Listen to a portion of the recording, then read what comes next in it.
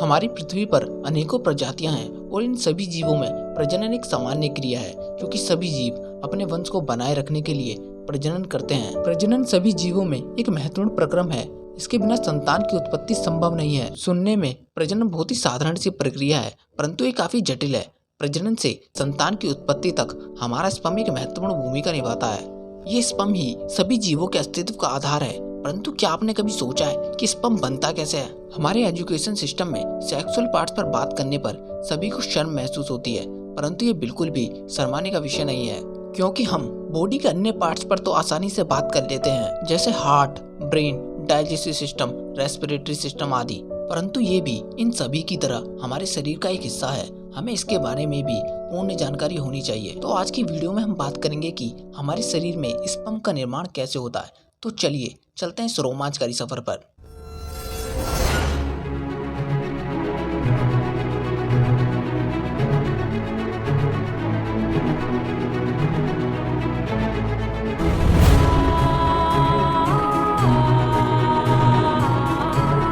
Hello दोस्तों, आपका स्वागत है आपके अपने चैनल हेलो साइंस में। हमारे शरीर में स्पर्म का निर्माण पेनिस के नीचे वाले भाग टेस्टिस अर्थात अंडकोशों में होता है। किसी भी मेल में 2 टेस्टिस होते हैं। इन्हीं दोनों टेस्टिस में स्पर्म का निर्माण होता है। टेस्टिस स्क्रोटम के अंदर पैक तो ओवल शेप ग्लैंड्स को कहते हैं। जब हम किसी एक टेस्टिस को काट कर देखते हैं तो हमारा टेस्टिस बहुत सारे लोब्स में बटा होता है। इन लोब्स को टेस्टिस लोब्यूल्स कहते हैं। टेस्टिस के हर लोब में बहुत ही पतले पतले ट्यूब जैसे स्ट्रक्चर होते हैं। इन्हें सेमिनिफरस ट्यूब्यूल्स कहते हैं। इस ट्यूब के अंदर 2 प्राइमरी सेल्स पाए जाते हैं, स्पर्मेटोगोनिया सेल और सर्टोली सेल। स्पर्मेटोगोनिया एक स्टेम सेल्स होते हैं और यही सेल्स स्पर्म का निर्माण करते हैं। ये सेल्स अपने आप को माइटोसिस करके स्पर्म बनाते हैं। माइटोसिस एक प्रोसेस है जिसमें एक सेल डिवाइड होकर 2 सेल्स में बदल जाता है।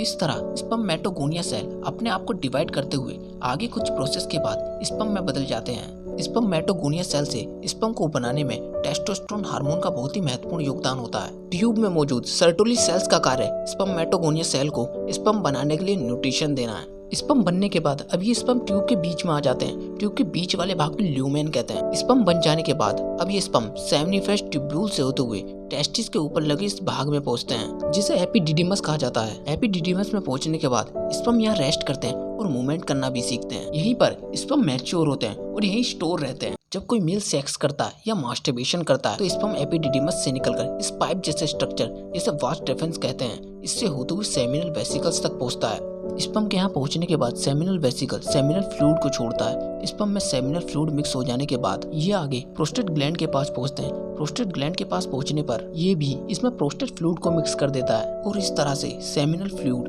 प्रोस्टेट फ्लूइड और स्पर्म मिलकर सीमेन बन जाता है। अर्थात एक मनुष्य के सीमेन में सेमिनल फ्लूइड, प्रोस्टेट फ्लूइड और स्पर्म मौजूद होता है। सीमेन बन जाने के बाद ये सीमेन आगे वाले पाइप के थ्रू, जिसे यूरेथ्रा कहते हैं, इससे होते हुए पेनिस से बाहर निकल जाता है। अब आपके दिमाग में एक सवाल जरूर आ रहा होगा कि जिस रास्ते से यूरिन पास होता है और उसी रास्ते से सीमेन भी पास होता है, क्या ये दोनों एक साथ भी पास हो सकते हैं? तो आपके सवाल का जवाब है नहीं। ऐसा इसलिए नहीं हो सकता क्योंकि यूरिनरी ब्लैडर और सीमेन के रूट के पास एक डोर लगा होता है। जब आदमी यूरिन करता है तो उस समय सीमेन का रूट बंद हो जाता है और जब सीमेन आने वाला होता है तो उस समय यूरिन का रूट बंद हो जाता है। यहाँ एक बड़ा सवाल और है कि टेस्टिस बॉडी के बाहर ही क्यों पाए जाते हैं, अंदर क्यों नहीं? इसका जवाब काफी आसान है। स्पर्म हमारे नॉर्मल बॉडी टेम्परेचर के मुकाबले कम टेम्परेचर पर बनते हैं। नॉर्मल बॉडी टेम्परेचर पर स्पर्म नहीं बन पाते हैं, इसलिए टेस्टिस मेल बॉडी के बाहर पाए जाते हैं। तो आशा है कि अब आप समझ चुके होंगे। तो आज के लिए इतना ही। वीडियो पसंद आए तो चैनल को सब्सक्राइब और वीडियो को लाइक कीजिए, क्योंकि आपका एक लाइक हमें वीडियो बनाने के लिए मोटिवेट करता है। Thanks for watching, like and comment.